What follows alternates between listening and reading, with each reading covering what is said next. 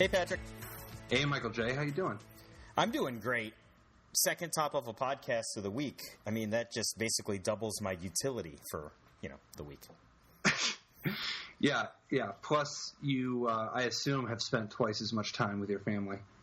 But yeah, by popular demand, we have had, I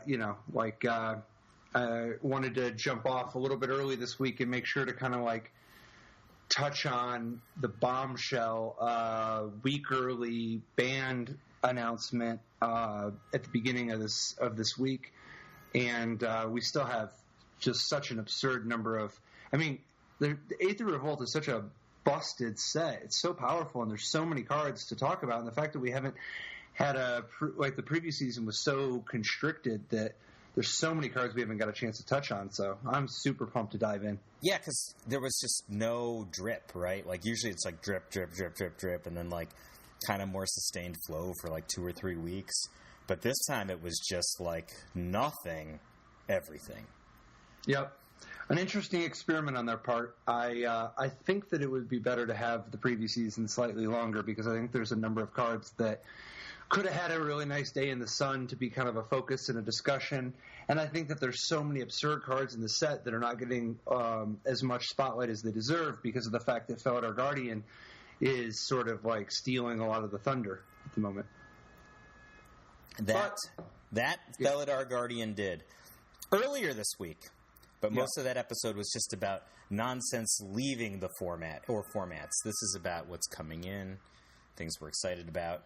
And actually, on the note of what you're saying, that Aether Revolt is so broken, one of the things that I love about this set, actually, I was going over the different cards, is how not broken a lot of the cards are. These are just great nuts and bolts staples of the future, a lot of these cards.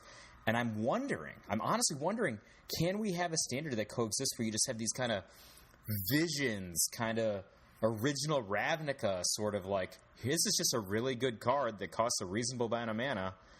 Shards of Alara did that to some degree. Coexisting with, here's a turn 4 combo kill, or here's a different turn 4 combo kill. So I think that's going to be a really interesting tension because in the explosive excitement, and very justified, explosive excitement that's coming around cards like Felidar Guardian, we just haven't talked at all. I mean, I guess about cards like Gifted Aetherborn, and I think that. Well, I want to stop you for just a second because I think you might actually be inadvertently hitting the heart of the answer to your question. If you look at Ravnica, original Ravnica, awesome nuts and bolts, beautiful cards, a lot of stuff existing that was very fair, good. But it also just happened to be that there was an early harvest. At that point, there were different strategies that involved what was it, early harvest with, what was it, enchant? No, what Heartbeat of Spring. So Heartbeat of Spring. When Ravnica just came out, there was Heartbeat because the is it Transmute mechanic? That was a really good tutor mechanic. Early Harvest, Heartbeat of Spring. That was a blue-green based combo deck. Made top 8 of the Pro Tour a few months later. And when Visions was around, Cadaverous Bloom Squandered Resources was a thing. And when Shards of Alara was around, that block, I mean. Swans of Bryn Argol was a thing, and Revelark was a thing. Oh, and the all land Swans deck, I love that deck. That always hit deck. Oh, that was a cool deck.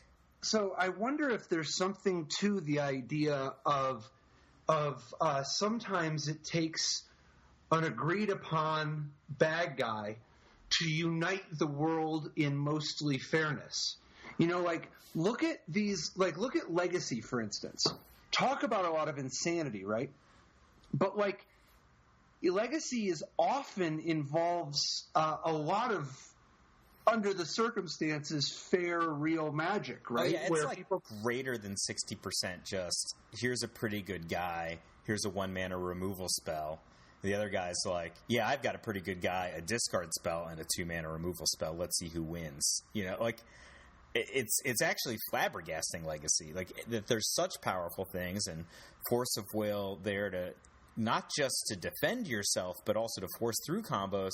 And yet we see, the most recent Grand Prix, White Weenie is in the top 8. I mean, granted, in the hands of a Pro Tour champion, but, or people are just attacking with 3 drops. So let's talk about Gifted Aetherborn for a second. This is the Shadow 2/3 Aetherborn Vampire. It's a 2/3 Death Touch lifelink. So Vampire Nighthawk has shed a colorless from its cost for ditching flying. What do you think? Upgrade or downgrade? Huge upgrade. Huge upgrade for Constructed. Huge upgrade. I mean, for Constructed at the very least. Vampire Nighthawk, I wasn't an expert in Limited when he first appeared for Limited play, but he was generally considered the best card you could play, right, in Limited. And it took him a while to get played at all in Constructed, but it was just exactly what you wanted in some decks, right? I started playing him in Grixis. People played him in black-red decks where... Sometimes Vampire aggro, sometimes. He's just there to, blunt... The mono-red deck was very good in all these formats. And, you just blunt their attack. You get a trade in, maybe get 2 life points back, but that's like drawing a card against them.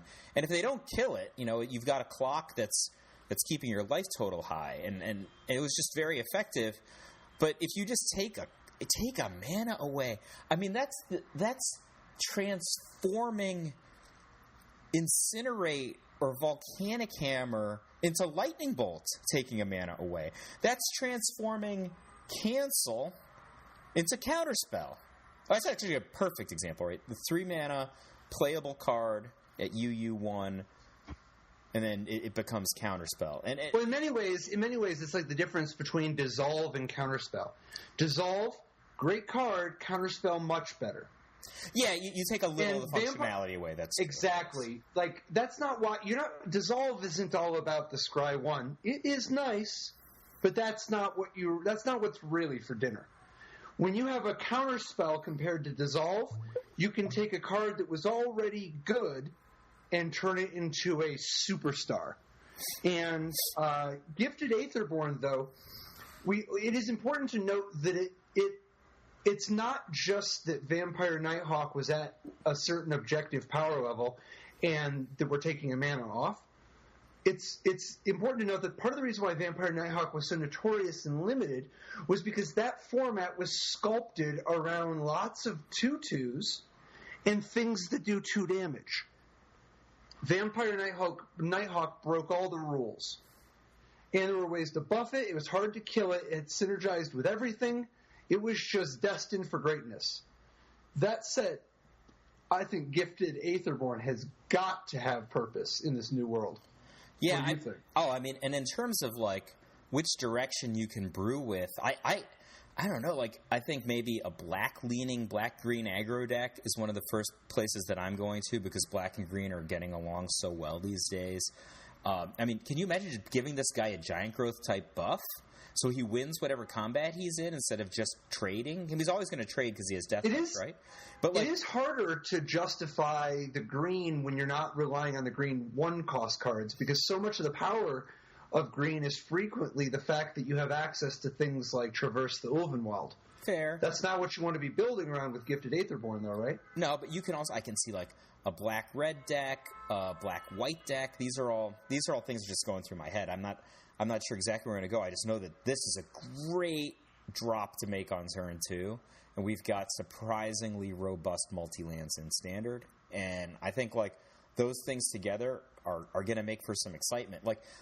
You can play with Gifted Aetherborn kind of to set the tempo, and then maybe Transgress the Mind, and then play some Eldrazi, right? Take the Transgress the Mind, which has removed a card from the game, and then it lets you what's the name of the guy who's -3/-3 if you return a card from the RFG to the graveyard? Wasteland Strangler. Yeah, and a Wasteland Strangler. I could see a black-white or mono-black even Eldrazi creature deck that has something like this going on, where you're not super reliant on other colors. Colorless is your other color, but so you can play a ton of black. And I don't know. There's so many things you could do. This card is a great fundamental building block.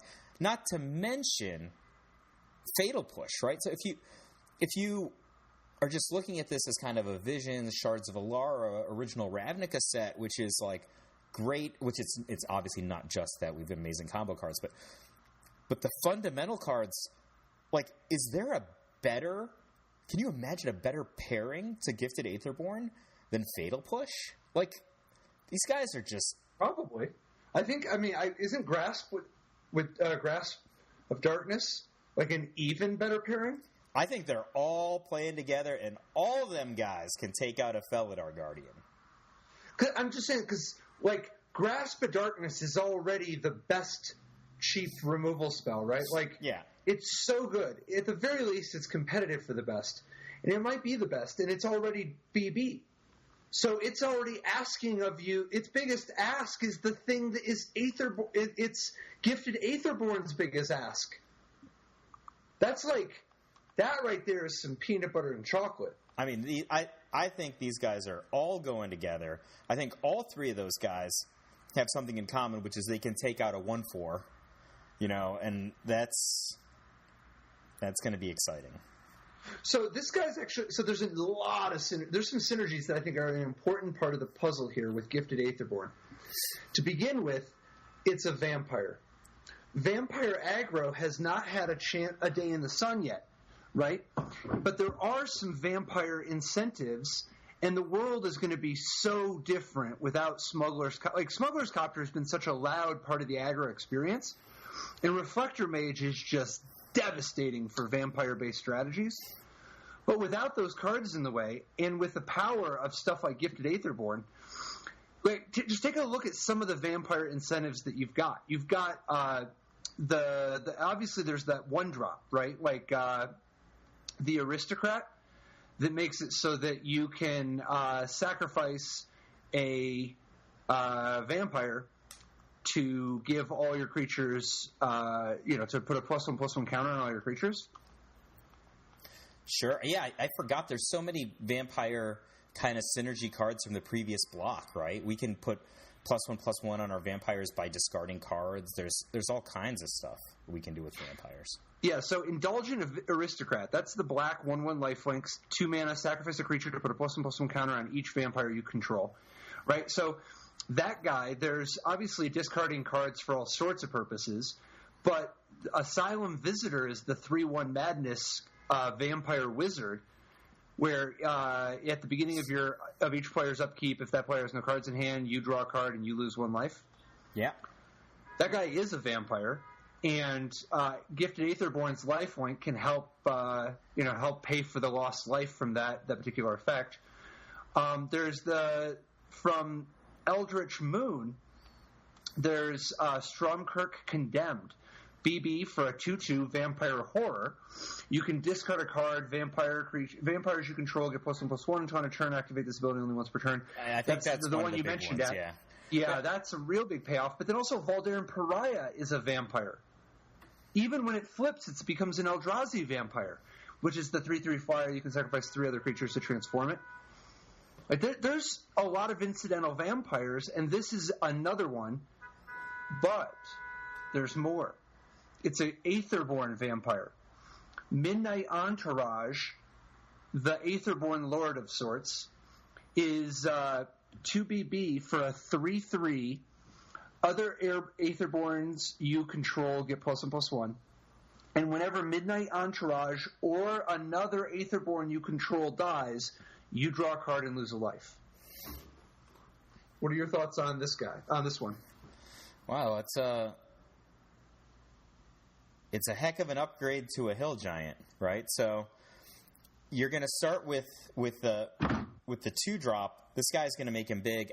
I think that you always want to look a little bit more deeply at things that give +1/+1 or +2/+2 or any kind of a creature buff when talking about this, because the lifelink gives you such a magnification on that, right? So any buff you're gonna look at this maybe twice, but one, it's not a legend. Sometimes creatures like this are legends too. I do think it's a bit expensive. I don't know because it's pretty good against removal, though, right? Yeah, it's like if enough people play a million removal.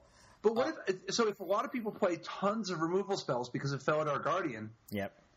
and you already have reason to believe you can live because you have Fatal Push and Grasp of Darkness and Transgress the Mind and Distended Mindbender, whatever, right? And it's not like this is a bad thing to sacrifice to your Distended Mindbender, right? No, it's fine. It's great. Draw a card. Right? I mean, Distended Mindbender is fantastic with Fatal Push. Right, and what's more, it's not like your vampire deck could have Midnight Entourage and Gifted Aetherborn, and you're like, well, I already have all these vampires. Do I really care that much about powering up Aetherborn? What about Yahenni Undying Partisan? See, that's actually kind of why one of the first things that I was thinking about was black-green, even if we're going to err on black. Because Yahenni, also an Aetherborn vampire, so goes with both of the cards we were talking about, is a card that's 2B for a 2/2 creature, legendary creature, Aetherborn vampire, with a ton of text. So Yahenni's got haste, and in addition, Yahenni has, whenever a creature an opponent controls dies, put a +1/+1 counter on Yahenni Undying Partisan. So we just talked about playing with Grasp. We talked about playing with Fatal Push, etc. We're just going to be mowing creatures down. Honestly, we probably have Kalitas in our deck, right? Also, to get additional +1s, Maybe. additional buffs for killing opponent stuff. But in addition, Yahenni has sacrifice another creature. Yahenni gains indestructible until end of turn. You can trigger the Entourage's ability by sacrificing things to Yahenni to keep Yahenni alive. And the reason I was thinking about black-green is, if we want to combine this with the Constrictor and the Constrictor's ability to increase the frequency of +1/+1 counters, I think that's like a really inexpensive splash on G. Like maybe we just play the dual lands, right? We just play the 2/2 creature land with Death Touch, and the comes into play tapped if you have 4 or more, and then just Aether Hub or something, and not Blossoming. Yeah, I mean, even if you play Blossoming Marsh and Hissing Quagmire, you wouldn't need that many more green sources. I mean, maybe you can get by with just maybe you have a couple other tap lands, maybe you have 2 or 3 stray forests, or maybe you have a couple Aether Hubs, or maybe you incidentally have some artifact creatures in some way and are able to actually use the new Industry 5-color fixer. I don't know. There's a few different options, but even if you ended up having to play a couple stray forests, it doesn't necessarily rule out playing with the triple black Patriarch. It's not necessarily that out of the question to play Valderan Pariah. I mean, thinking about it, I think that the Midnight Entourage is better than First Blush for me, because if you start with on turn 2, I mean, I think that's where I'm realistically going to start with Gifted Aetherborn, and then go to Yahenni on turn 3. These are good creatures, but they're not very big, right? So depending on how you're matching up, you could have these guys who are like, oh, this is relatively effective for its casting cost, but you're still talking about a 2/2 for 3 mana. All of a sudden, when you play Midnight Entourage, you're leveling up the size of your creatures. And, maybe now blocks have become really annoying for your opponent. All 3 of the creatures that I named that you could go 2, 3, 4 on are going to be able to trigger Midnight Entourage. So all of a sudden, you're outstanding against removal. So a couple other Aetherborn to note. Ganti, Lord of Luxury, is an Aetherborn. Now, it's not a natural fit for some of these cards, and it's yet another 4-drop, but it's at least a little interesting. I mean, it's a quality card to begin with, but it's at least a little interesting that it also has Death Touch. So, between Gifted Aetherborn and Ganti, Lord of Luxury, we should keep our eyes open for if there's some kind of equipment or any kind of combo fight cards, something that could help us take advantage of the Death Touch. Oh yeah, certainly. You never know where value is going to be, right? If you just figure out, some kind of a pinging thing, pinging equipment or something, that might be really a difficult dimension for certain opponents at least to interact with. I just remember when I played Blue-Red Splinter Twin in Standard, one of my really memorable matches that I won was I put Basilisk Collar on an Inferno Titan, and my opponent had already gained infinite life with the Soul Sisters deck at the time. But I mowed down all of his creatures, and I just represented that I could deck him. And like he's just like, well, I thought of being able to gain infinite life as a proxy for victory, but that wasn't necessarily going to be the case. And just like you're saying, Death Touch is a thing that people think of as a combat ability. You can now put this onto some arrows or something. There's some folks who are just not going to be able to interact with you. So here's another one for you. Contraband Kingpin is an Aetherborn. And it's interesting, as an Aetherborn with lifelink is beneficiary of the +1/+1 counters. Now this takes you in a different direction than the green splash we're describing. But Contraband Kingpin having lifelink could be interesting with some of this stuff. And also the fact that Contraband Kingpin wants you to play with artifacts is a little interesting when you consider that so there's Syndicate Trafficker is the 3/1 that you can pay 1 sacrifice an artifact to put a +1/+1 counter on Syndicate Trafficker, and it gains indestructible until on a turn. Already an interesting combo with some of the that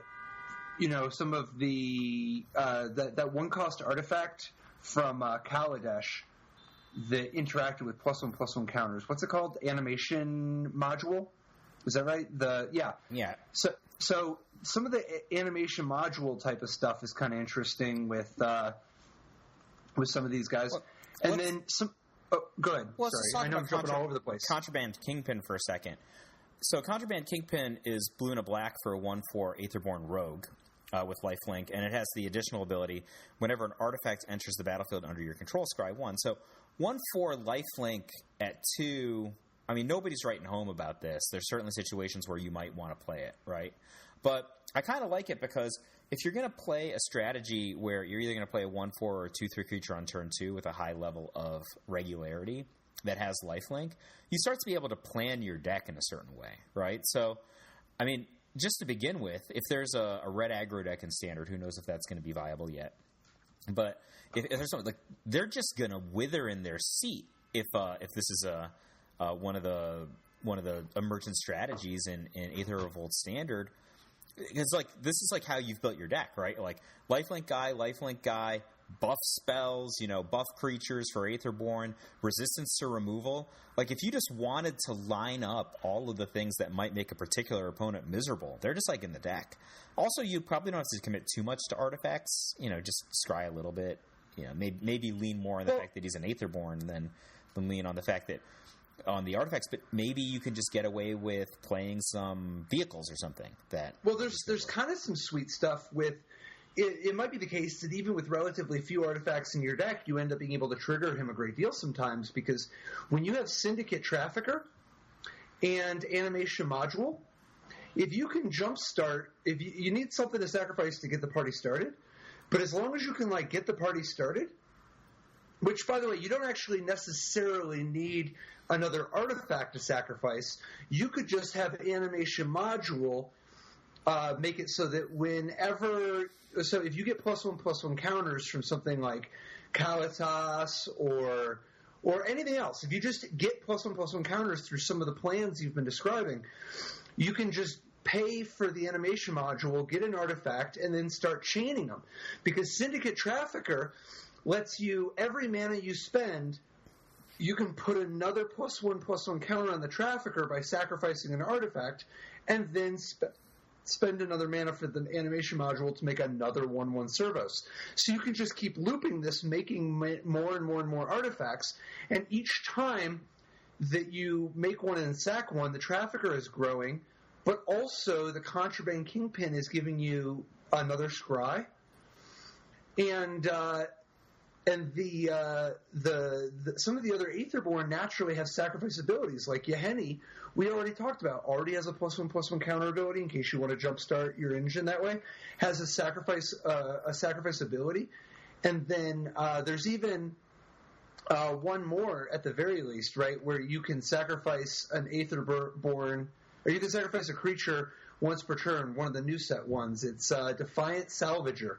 2 and a black for a 2/2. Now, this one's probably not good enough, but if you care enough about the fact that it's a 0-mana sack outlet, It's a 2 to black for a 2/2. Sacrifice an artifact or creature to put a +1/+1 counter on it. You can only play it as a sorcery. But what's important is that you can do this ability as many times as you want, like a Ravager. This is an Arcbound Ravager. Now, it's slow, and it doesn't get to pass its counters onto something else. But with Defiant Salvager and Yahenni, we actually have access to a lot of ways, it's a weird increase in the amount of 0-mana sack outlets, considering we've been so starved for a while. So can I go in a different color but the same direction? Sure. So this is actually one of the most exciting cards to me, right? And I hadn't actually initially thought about it in the context of some of these black nuts and bolt cards, but I thought it was kind of on the same vibe as Gifted Aetherborn, but obviously in a different color and different color commitment. But I just wonder what you think about this. Kari Zev's Expertise. So this card is 1 RR, and we should talk about Kari Zev also. Mm-hmm. Sorcery. Gain control of target creature or vehicle until end of turn. Untap it. It gains haste until end of turn. You may cast a card with converted mana cost 2 or less from your hand without paying its mana cost. I have, for years, since Pro Tour Venice, I have probably been overly biased favorably to 3-mana threaten type effects. Acts of Threatens Treason, was upside. The one from Theros block that Mark of Mutiny, any of that for 3 mana. I'm in love with it, and the reason is Gabriel Nassif played 3 threatens into the top 8 of Pro Tour Venice in his main deck and his Goblin deck, and you know what? If people are just tapping out for gigantic Sylvoses or whatever, threatening them in the main deck is fantastic, and even if they're just playing against other creature decks, he messes up their blocks. This is, accepting the second red, which I actually think, I don't know, depending on your deck build or your mana base, might not be a big deal at all. This is just the greatest 3-mana threaten, I think, in the history of Magic. It has no real downside to it. It does everything a threat. Well, its one downside is the second red, but half of them have had that downside. But it can also take a vehicle, and it can and it casts a card for 2 for free. It's a Dark Ritual also. It's really powerful. And if you want to start talking about, I think it's actually subtly important, the Dark Ritual part, with regards to the double red, because some of the best sack outlet stuff are these Aetherborn stuff we're talking about. Yeah. And if you get stuck not able to play your Gifted Aetherborn because you have just too many mountains trying to support this Zara Zev's Expertise, obviously you're planning on playing Aetherborn, but sometimes it doesn't work out, and then you can use Kara Zev's Expertise as a backup way to play the Aetherborn. I could just totally see you go, turn 4, not turn 3, probably in this example only. You go turn 4, Kari Zev's Expertise, take your Fleet Wheel Cruiser, play Syndicate Trafficker for free, right? In with the Fleet Wheel Cruiser, sacrifice the Fleet Wheel Cruiser with Syndicate Trafficker to buff the Syndicate Trafficker, right? That's a devastating turn. And, you now have, a bigger guy on your side. You might, maybe a second ago you didn't have anything, and you killed their best guy and got in for 5. That's a pretty, if you're playing a fair game of Magic, right? Not talking about playing, somebody's going to go off for infinite damage in the next turn. But you're just playing good creatures, removal, etc. That sequence could be really, really, really compelling. And I think if we're talking about some of these cards that are a Ravager or a sack outlet, like a Kalitas or a Yahenni, you really want to steal other people's things, which gives you an even better opportunity to sacrifice things. Nothing's better than sacrificing your own stuff for profit, except for sacrificing somebody else's stuff for profit. Some of the black ones are attractive, but it's not like red is without some options, right? Pia Noir is obviously a totally reasonable card on its own. Yeah, it's like an elite card, actually. Right, and there's a variety of artifacts that you might be inclined to steal with Kara Zev's Expertise. Now, it's obviously it doesn't just steal any artifact. It has to be a creature or a vehicle. But, like, there are going to be times where you take a console flagship or a fleet wheel cruiser. Man, boom, boom. Or, right, whatever, right? Like, there's things that you could actually want to take. And Pia Noir just gives you extra ways to do that with a relatively low opportunity cost. And then depending on what kind of a deck you play, if you're doing some, like, freaky, weird stuff, Ravenous Intruder is the new ATOG. 1 in a red for 1/2. You can sacrifice an artifact to give it +2/+2 until end of turn. Just the same as ATOG, right? Right. So Ravenous Intruder could actually be part. Like maybe you have some sort of a strategy involving lots of artifacts, and you're trying to trigger Pia's Revolution. I don't know, right? Like if Pia's Revolution loves 0 mana sack outlets, and one of the cute things though with Ravenous Intruder as a sack outlet is that you can actually steal their vehicle, and then you can play Ravenous Intruder, crew their vehicle with your Ravenous Intruder, bash them with their own vehicle, and then sack the vehicle to the intruder that you played for free. Right? Like, that's a very important point. So even if you steal a vehicle and then it gains haste, it's not a creature, you still have to crew it. Right. So it's important to be able to get a creature to do that. You're exactly right, Patrick. So I just think it's interesting. I mean, obviously, whenever you just add the untap mechanic, this mechanic of these 5 expertise, it most reminds me of the untap mechanic from Urza's Saga. It's like, was a 1/1 flyer in blue particularly good? Not really, but when you get a Dark Ritual tacked on, suddenly you care. You care a lot more. A 2/3 flyer, not that interesting. Untaps, pays for itself. Oh, now I'm in. Great Whale. Great card. You know what would make a Time Spiral playable? Being able, like, if you're what is it? I guess there's a million of these now, but if any of the different Time Twisters could untap your land, that's pretty good. I mean, even just the 4 mana ones were pretty good. You just, cast it. What do you think of Kara? Minor side note, but what do you think of Kari Zev's expertise in Modern? So that's actually is one of the things I was thinking about this card. I was just like, I really like it. With my bias as a red player in Modern, I think it might be expensive for the red deck, but maybe there are other decks that can make better use of it, that can cast it. For example, if you look, let's say you're a Jund player, right? So Jund is kind of one of these take on all comers decks. It can go a bunch of different directions depending on what kind of opponents you think you're going to play against. You might have anything from Thragtusk to Dark Confidant. Like, you imagine two more different creatures, right? That are value creatures. Both of those can be in your deck. You can have Kitchen Finks. You can have all different kinds of things. But the thing about Jund is one of its problem opponents in Modern is basically anybody who's just going bigger than them, right? So they have medium to big size creatures. Tarmogoyf and Scavenging Ooze being the most iconic creatures. It costs 2, but they can get bigger and bigger. But people are actually casting cards like Primeval Titan. They're going to be outclassed. This is a great tool for a deck like that can actually hit 3 and is worried about somebody just playing a big guy. I actually think that discarding a card and taking a Reality Smasher is probably fine, right? That's a so all that is true. Does it change the equation, the prospect of putting this in like a blue-red Delver deck that happens to have 4 Ancestral Visions? Wow, that is spectacular. That's a really good interaction, right? Now I want to play it main. I was thinking about this as a sideboard card. You win. You got it, man.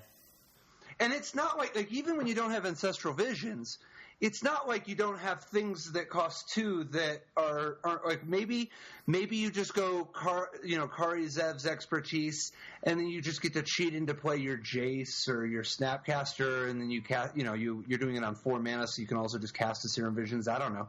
There's a lot of things. Maybe you just have some 2-cost spells that are worth it. But maybe you're Teamer and you have like Tarmogoyf and stuff, or maybe you're Grixis and you have like Dark Confidant. Who knows, right? Like, or Dreadbore. I don't know. My point is that the fact that you could just reasonably play this card anyway in the format where it's like it needs something. You wouldn't just play Threaten, right? And maybe the Dark Ritual would normally be enough. Like, can you imagine just getting this in your graveyard, right? Like, I think that if you play a card like this, you probably want to play, and I don't know if this is the exact right card for a fair deck, right? It's awesome in unfair decks, but like a Cathartic Reunion or something along those lines, you need to be able to get rid of it and upgrade it if it's bad in a matchup. Because this is a very, very bad card if it's not in the right deck, right? Like, you never want to draw this against Burn, right? It's probably not super inefficient on mana, and it doesn't even kill the creature. Well, it is part of the range of this card that you could potentially use it in conjunction, or you could use it on your own creature in order to either get an extra untap or giving it haste, or both, and mostly one or the other. But like, if you did this, I mean, I don't know which deck you're really doing this to, but there are some decks that might potentially take advantage of this as a backdoor way to play a Jace and flip it immediately, without giving the opponent a chance to take a turn with Jace Vryn's Prodigy still in play, right? Because if you just have 5 mana, you can cast Jace, cast Kari Zev's Expertise, untap your own Jace, give it haste, and then flip it before your opponent even knows what hit him. So that's a pretty cool play. I actually think that Jace is the perfect pair because, that's what I was saying before, you want to get rid of it. Jace is a great way to get rid of it if you don't want it. How about this? You were talking about using Kari Zev's Expertise to cheat out Ancestral Vision, right? But what is the previous way that you in particular even were cheating out Ancestral Vision? Goblin Dark Dwellers. Like, yes. I think that like getting this into the graveyard and then playing Goblin Dark Dwellers, which is a huge creature, right? And then potentially giving it haste is okay. It has menace, and if you have nothing better to do. But then like using the Goblin Dark Dweller to cast Kari Zev's Expertise, get their big thing, and then play Ancestral Vision or else something else cool for free in one turn. That is some Enlisted Worm stuff. Well, you could actually you can do some other stuff too. You can go, if you have Kari Zev's Expertise in your graveyard, you can actually just drop a Dark Dweller, cast the Expertise out of your graveyard, targeting your own Dark Dweller in case your opponent has no creatures, and then use the Expertise to cast the Boom Bust in your hand.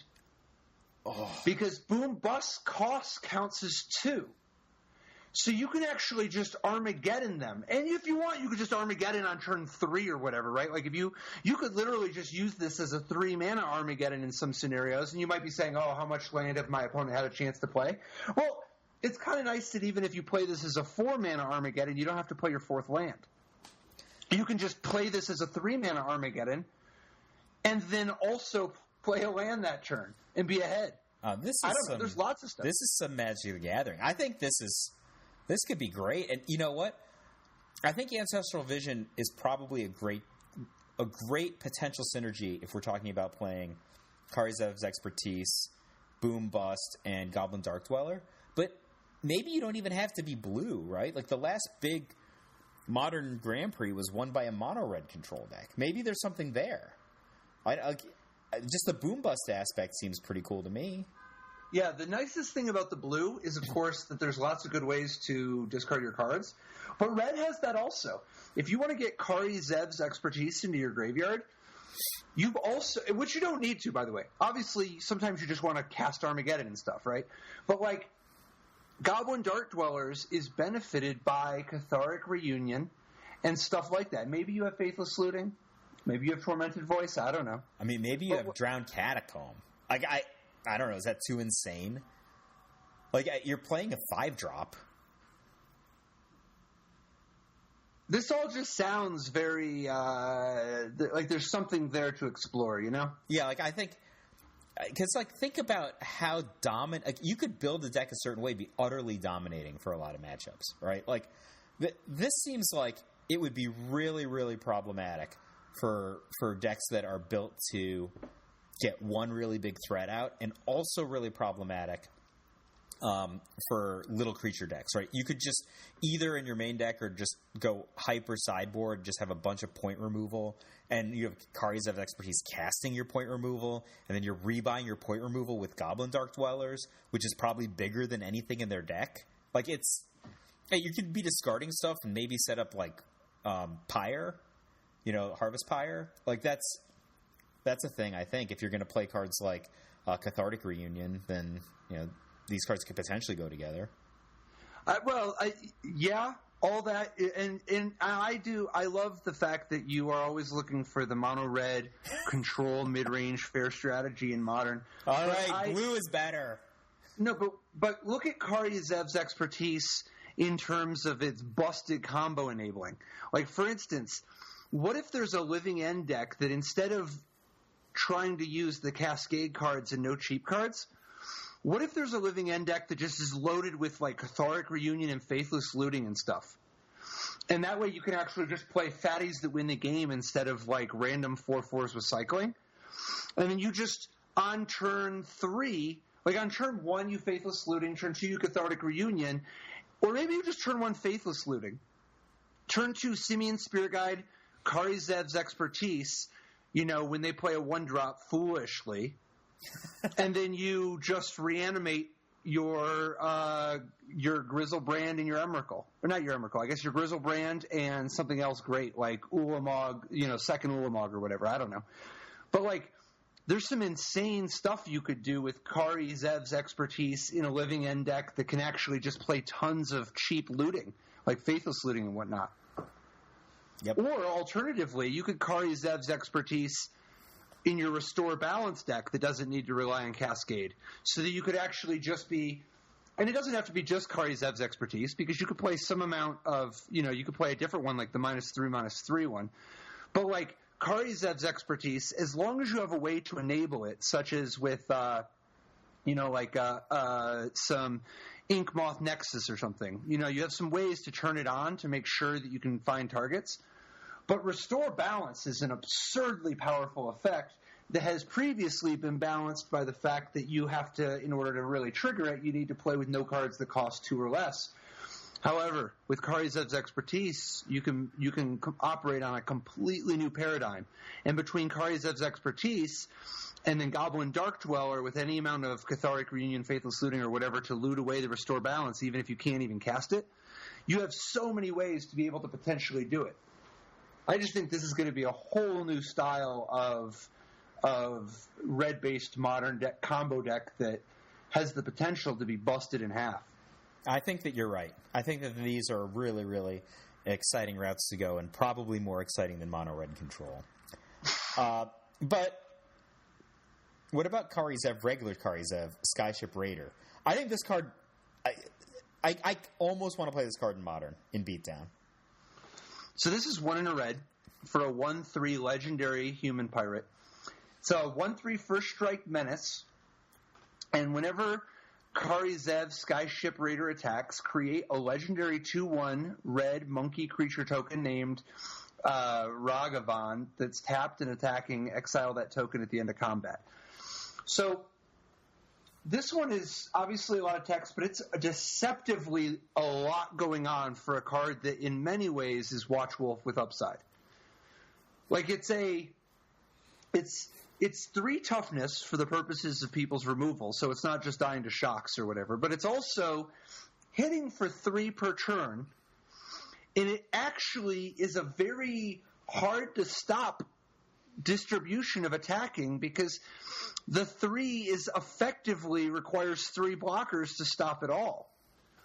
It's not like a 1/3 first strike menace is like trivial to take down either, right? Like, not only do you need 2 creatures, you need to have 2 creatures that when one of them gets first struck down still add up to enough damage to kill Kari Zev Skyship Raider. But you would need a 3rd creature to stop the monkey. And what's more, this is a lot of coming and going triggers. You could sacrifice the monkey each time to one of those Aetherborn cards we talked about earlier. Exactly. Well, great. I think like I think that the fact that it's watchable with upside, which is how you described it, is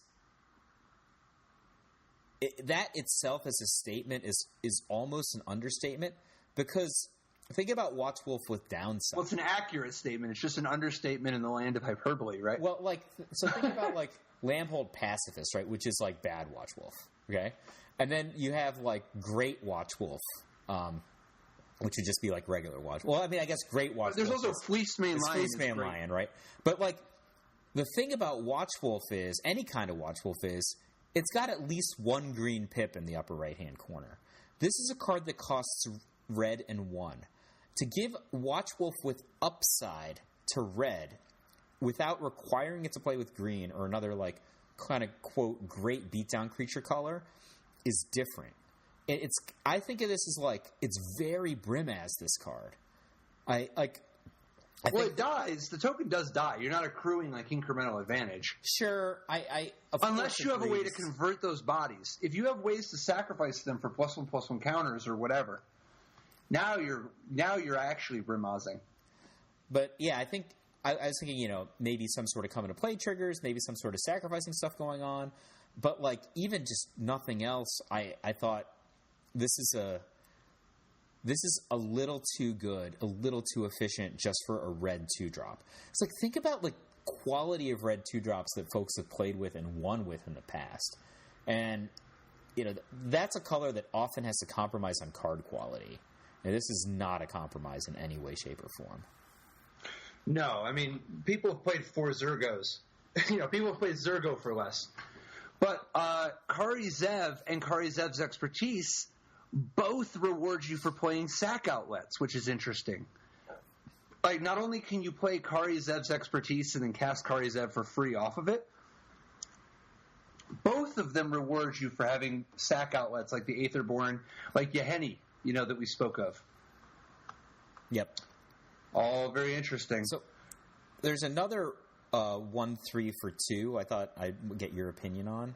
Sure. I feel like it might be bananas, but I don't have any real specific ideas on how to use it yet. It just seems to me much better than cards that I have played and won tournaments with. So, Baral, Chief of Compliance. So this card is 1 and a blue for a 1/3 legendary creature human wizard. He's got a heck of a first line of text. Instant and sorcery spells you cast cost 1 less to cast.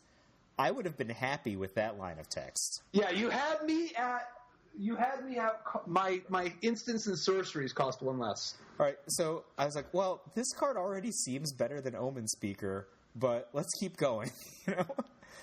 Whenever a spell or ability you control counters a spell, you may draw a card. If you do, discard a card. And it's also a looter? Like, that seems very powerful to me. I guess the fact that it's a legend means that you can't just make it all like Omen Speaker Defense or something like that, but this card seems very strong. Yeah, that's true. It's definitely one of those cards that is strong in a way that doesn't just have immediate, obvious, like, slotting into the existing strategies. Because it's a cheap creature for spell-heavy decks, and it rewards you for playing lots of counter spells. And I do think it's important to remember that the counter spell ability, that's going to be really good sometimes, but that's not what's going on. This card is about making instants and sorceries cost 1 less. It's okay to play this card in a deck with no counterspells, for instance, if you needed to, right? Like if you had enough reason because of your instants and sorceries. Now, I think the Barrel here, he changes the value of things like, for instance, Grasp of Darkness does not work, and Shock does not work, whereas Harness Lightning does, where Glimmer of Genius does, Disallow does. I think that a lot of games of Magic often come down to just two players squaring off. The one that just has the ability to deploy more spells in a mana-efficient fashion, it has a huge advantage sometimes. Like, that's not true in all matches, right? But if you think about it kind of like the opposite of Mana Screw, that something like this where it's like a mana elf, but you don't have to tap it. Right. And it has haste in some ways. Yeah, it's real. I think it's real pregnant with possibility. This, a few weeks ago we were talking about the difference between Eye of Ugin and Eldrazi Temple, and you were talking about different design space. What do you think about this card from that perspective? Well, it's definitely Eye of Ugin. Yep. That's pretty much it. It makes all of them cheaper. The big bottleneck is, of course, that you can only play with one, and also spells are typically not going all the way down to 0. This card would be, it's a whole different story if you can take your 1-cost cards and make them all 0. But it's not like there's 0 of that experience, right? Because Herald of Kozilek is an interesting one. Herald of Kozilek being 1 blue-red, 2/4 devoid, colorless spells cost you 1 less to cast. If you were to happen to curve borrow into Herald of Kozilek, you're now tapped out, and yet you could actually cast for 0 mana a counterspell in the form of the Oath of the Gatewatch one, Warping Whale. You might just 0 mana counterspell somebody and then loot for free. From after countering their sorcery. Or you might just Spatial Contortion something for 0 mana. I don't know. That's all kind of interesting, right? Was Herald of Kozilek remove? It just makes it 1 less to cast, not colorless as to cast, right? So wouldn't you still have to pay colorless in these cases? Oh, you're right. It's not giving you a colorless. You're right. No, it's not going to make them free. Wah, wah. No, good call. Either way, though, if you just play Borrow on turn 3, then everything from, obviously Warping Whale like we suggested, but also just Negate. Being able to just play Negate to protect it. What's the name of the bad mana leak that people play that doesn't counter artifacts? Blue and a 1. Rebuke. Yeah, but I think they're not going to really play that one as much anymore, given that, and that's actually probably a great one to segue into, the metallic, the fact that Metallic Rebuke is so good. 2 and a blue, instant. Counter target spell unless its controller pays 3, and it has Improvise. So it's a compared to Spell Shrivel, you are getting a counter unless they pay 3 instead of a counter unless they pay 4, and it doesn't exile it. But on balance, you are getting Improvise. Compared to Mana Leak, which is so absurd that you would be all over it, this card is 1 mana more for Improvise. What do you think? Well, so I think the card is going to see a lot of play, and I think that the old Delver draw was first turn Delver of Secrets, do nothing, upkeep, reveal Mana Leak. That was like the backbreaker. I think probably the new one is going to be something along the lines of first turn Thraben Inspector, make a clue, play your second land, and now you have the new Mana Leak online. That I think is the most exciting one, but there are a variety of some of these openings available, right? Like Tarion, very unassuming, humble card. However, I think it has a lot of application in some of these dedicated improvised decks. And the prospect of being able to just play a deck at all that has enough ways to reliably turn Metallic Rebuke on turn 2, that's already something. But there's another part of the equation, which is that you can just there's going to be spots where you can go turn 3, play something that costs 2, and if you already have played an artifact or an artifact creature in the first 2 turns, you can also have a 1 mana leak available to you to counter whatever they do on their turn. Or alternatively, if you are playing, like, for instance, a Metalwork Colossus deck or whatever, sometimes it's really nice to just be able to make your big play and protect yourself from a Felidar Guardian combo in the same turn, or to protect yourself from having your the Metalwork Colossus you just play killed, right? Like you can just counter a spell on turn 5 so cheaply, or turn 4 so cheaply with Metallic Rebuke. Yeah, I think that's going to be a great application. I actually think that it'll probably cause a reemergence of the Metalwork Colossus deck. That was a deck that at the Pro Tour, a lot of folks were saying this was the coolest deck of the Pro Tour. Obviously, it didn't take off in post Pro Tour standard in the way that, the finals decks, Jeskai and Grixis, became so popular. Oh wait, no, they didn't. But it was just so hard for blue-white because of blue-white. Like blue-white Flash was just so good against the Colossus deck. But because of the ability to bounce the Colossus? Yeah, I mean, and just tempoing the people out, like, so frequently, like, you can just beat them in the air, Well, now we're going to live in a world where they're going to be down their best air creature, right? And they're going to be down their bounce guy. So, versus the Metalwork Colossus deck is going to be up a mana leak. So maybe and lots of other things. Yeah, see a reversal of fortunes there between these two archetypes. So Metallic Rebuke is also yet another great combo with Keys to the City, because if you as long as you play anything else, any other artifact on 1 or 2 in general, you can play on turn 3 Keys to the City and Metallic Rebuke in the same turn. Now, not only do you get the 1 mana counterspell, you're also getting to draw a card on the next turn if you want from your Key to the City. That card has just really gone up in value. Oh, yeah. And it's not like, I mean, first of all, there's a million ways to improvise it if you want. It's not like there's a shortage of good improvise cards. Metallic Rebuke, Reverse Engineer, Inspiring Statuary. But there's also, if you wanted, the possibility of like Quicksmith Spy type stuff where you're like drawing cards on the way in, drawing cards on the way out. What's really cool about Key to the City is that it's this kind of,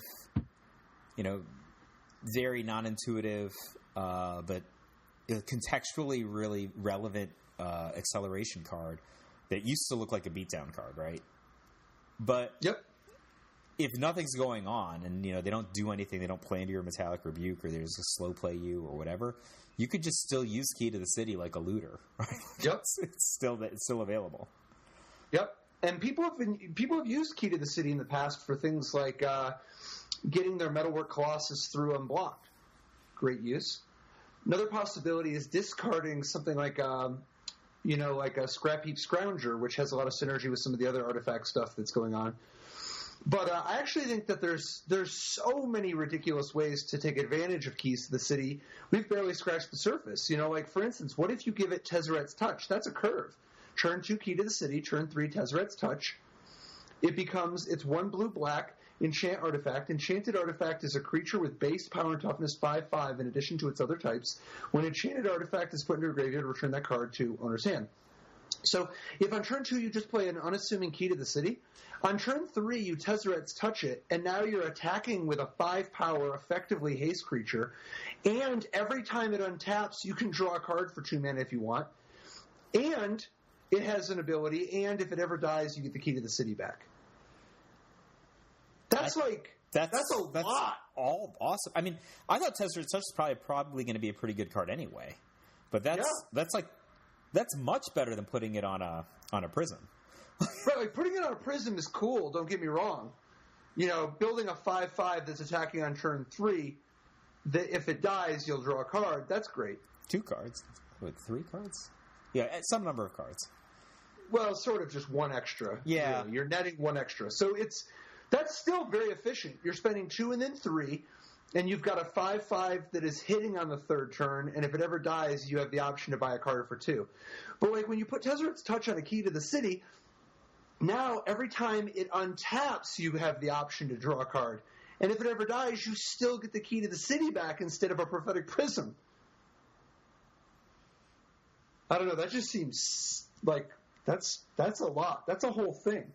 It's really powerful. I mean, I like it because you can play the Metallic Rebuke in this deck, obviously, because you're going to have all these cheap artifacts.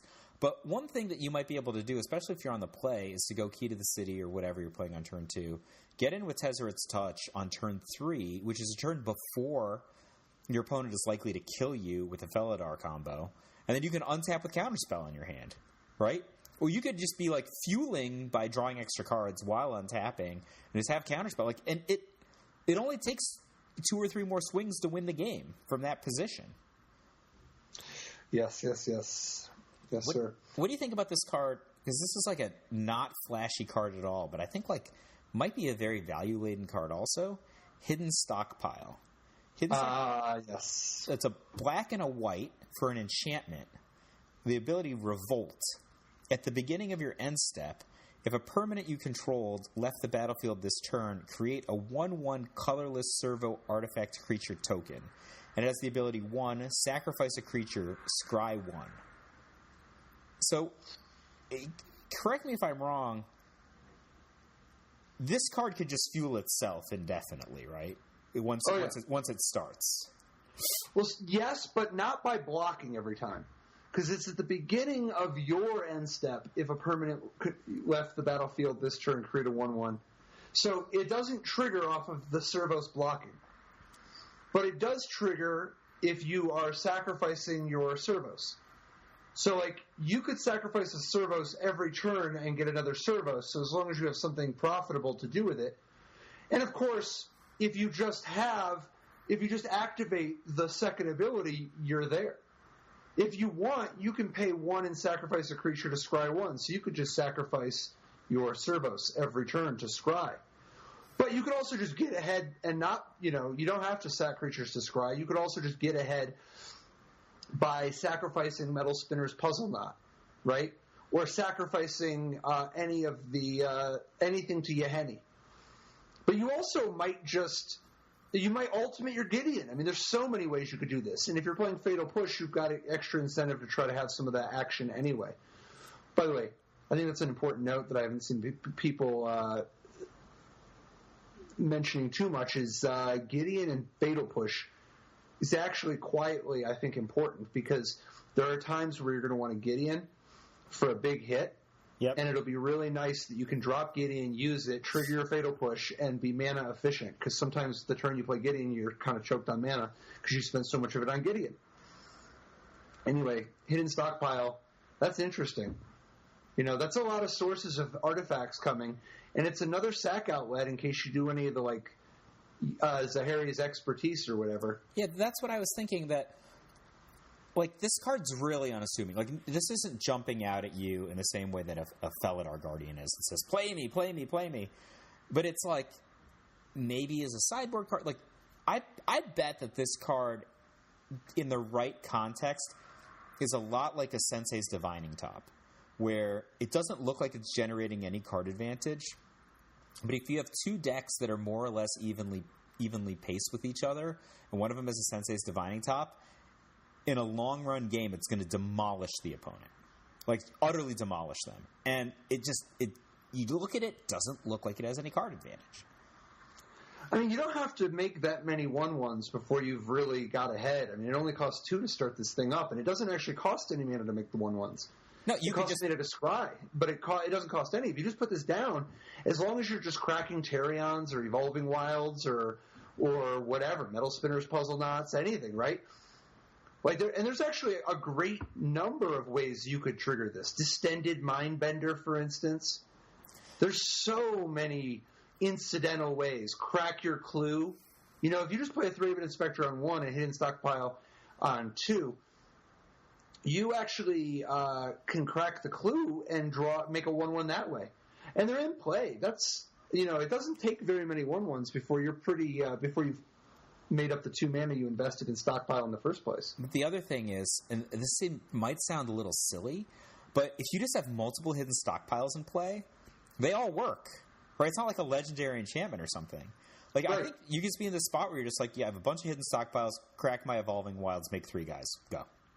Well, yeah, but you could also, once you've got 2 or more going, every turn, if nothing else went right, if you didn't get a way to trigger it anyway, you can use one of them, sack a servo, and now they'll all trigger. Yeah, it's huge. Like, I think this card is... It's like... I think this is going to be like the mid-range card that's hell on mid-range opponents. Interesting. It's so cheap, Patrick. It is. It's just nothing. Its investment is just nothing, and then you're. It is funny that Zahari's expertise lets you cast it for free. So it's even like a backup way if your deck is like base. Say your deck is like base black red, and you just have like, for instance, 4 Concealed Courtyard and 4 Inspiring Vantage in order to cast Hidden Stockpile, but then you have Zahari's expertise as like a backup route.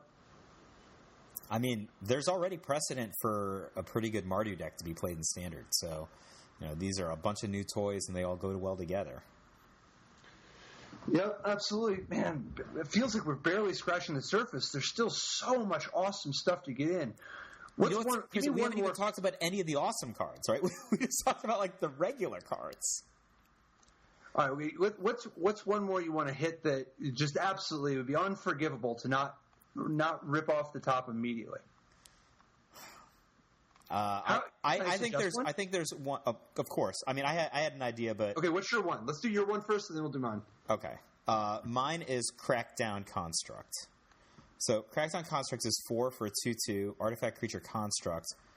Whenever you activate an ability of an artifact or creature that isn't a mana ability, Crackdown Construct gets +1/+1 until end of turn. I don't know how good it is, but it's a 2-card combo with Wonder Ephemeral. Yeah, Wonder Ephemeral to do infinite damage. Right. So if you play the Crackdown on 4, even if you didn't have the Fumarole in play, you could drop the Fumarole on 5, and then just pay 4 mana, turn it on, and then do the 0 over and over and over and over and over again, and now your Crackdown is as big as you need, and you hit them. Yep. I am not the most optimistic on this one. There's lots of different potential ways to combo it. It's still, though, if you pull off whatever this loop is, you still just have an infinity dummy with no haste and not unblockable, not trample, not flying, nothing, right? It might be good, but it's not immediately jumping out to me as being as obviously busted. It's just that it's easy. It reminds me of the 0/2 this is in the Shadowmoor times. The elf, or what was the druid or whatever, the 0/2 that you could put a -1/-1 counter on Devoted druid? If you have Devoted Druid with the guy that let you eat -1/-1 counters to make it bigger, you could actually play the Devoted Druid on 2, the other guy on 3, and the next turn you're attacking with an infinity. I lost to that deck on Moto a lot. Right, and people will play it, and people will do that kind of stuff, but I think it's actually probably not going to be as format warping as people fear at first from these sorts of infinite combos. Yeah, I mean, I think of the 4-mana infinite combos, this is certainly the less powerful one. But I think among other things, you might see a redundancy where you have both infinite combos in your deck, like maybe Crackdown Constructs in your sideboard or something, and I don't know. Like, I think, like, an essential. I guess it's not 0 mana because you have to set up the Fumarole, but it's just a 2-card combo. One of the cards gets played as a 4 of in any deck that's in those colors already. So the cost is not very much, and it does infinite. It doesn't do like 20. It does as like much 16. as you need. Like it does all the damage that you want. So it does as much as you need. So that's mine. So what's yours? Mine is Life Crafter's Bestiary. 3 colorless for an artifact. At the beginning of your upkeep, scry 1. Whenever you cast a creature spell, you may pay green if you do draw a card. So it doesn't even need to resolve, but whenever you cast a creature spell, you can pay a green to draw a card. Plus, at the beginning of your upkeep, scry 1. So this is very similar to, what was the blue god in Blue Devotion? Thassa? Yeah, so Thassa gave you the ability to scry for 3 mana, right? And then it gave you a long-term ability to benefit based on having a lot of creatures, right? Which I think, obviously this is different, right? Thassa had a different way of paying you off. This is for casting creatures. Thassa was for getting creatures into play over time. But I don't know. Do you think this is a super combo enabler?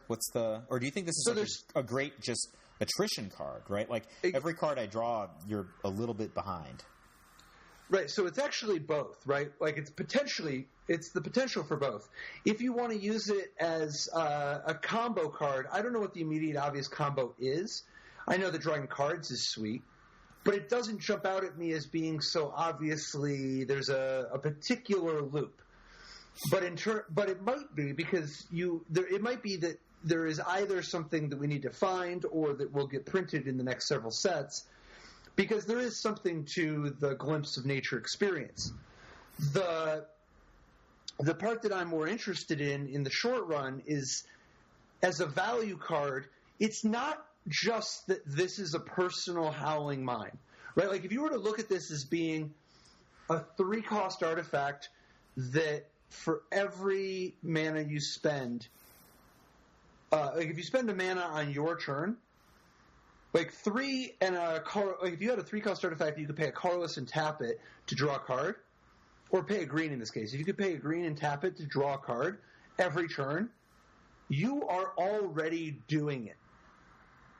That's like, to draw an extra card every single turn for a green mana is very exciting. But you're actually not capped at 1 extra card per turn. And in fact, you can chain as many as you can get the mana for. So, like, if you just have a bunch of value, like if you just can play Sylvan Advocate and then draw a card, and play Grim Flayer and draw a card, and play Gnarlwood Dryad and draw a card, it's not even just each time you draw a creature you have the option. All the creatures sitting in your hand, you just have the ability, as long as you have like a lot of cheap creatures, you just go nuts drawing cards as long as you have the mana to fuel it. Most obviously, this is exciting in like some kind of an elf-based strategy, right?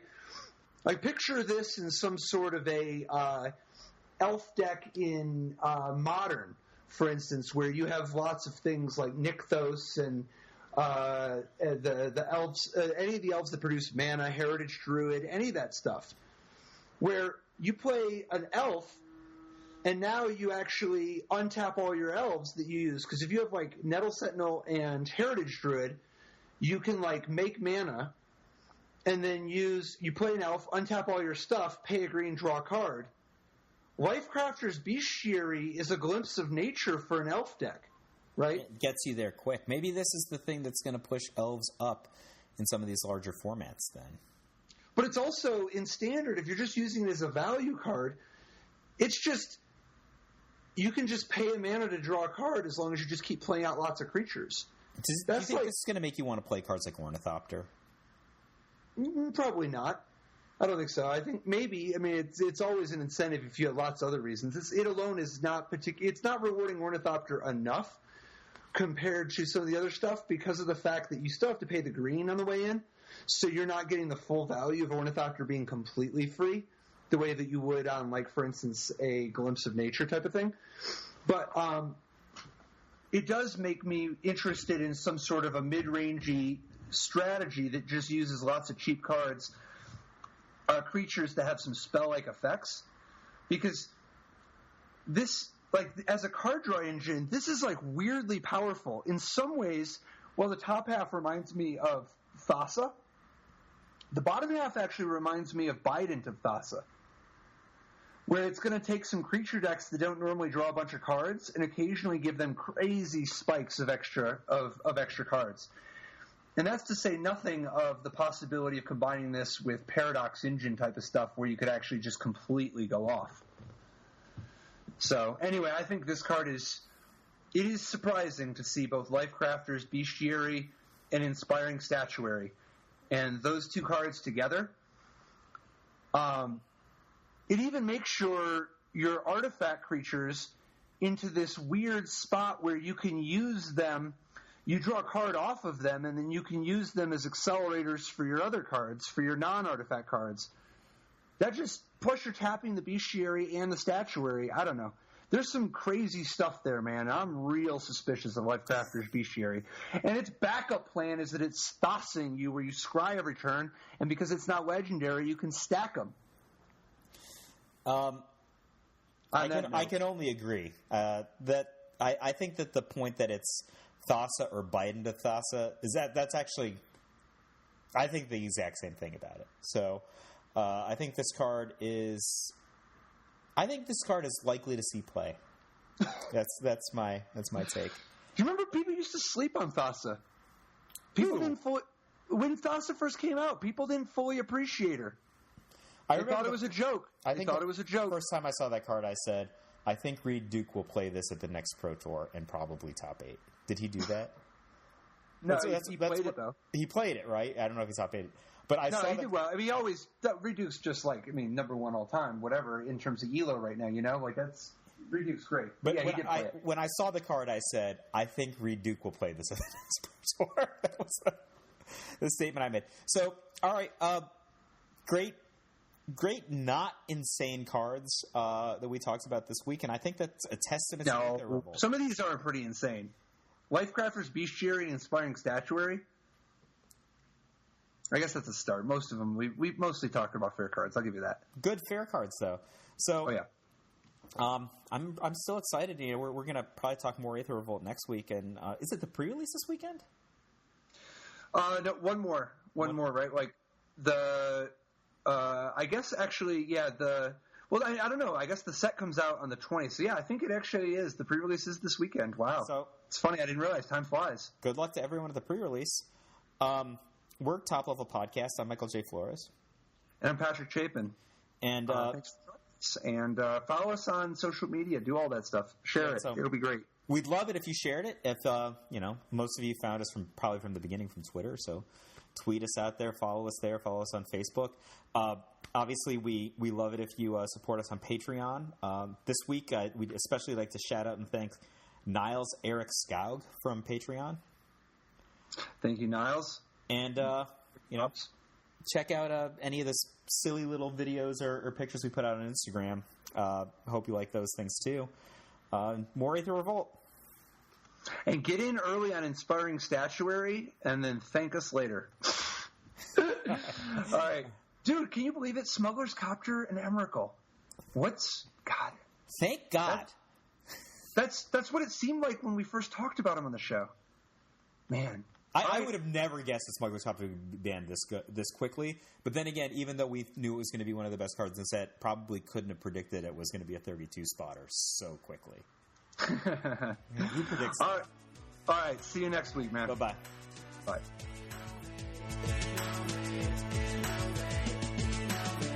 In life didn't work so great. Tried to play dredge just for jail or hate. Ghostly prison waiting for my untapped phase. Your core trapped in amber stasis.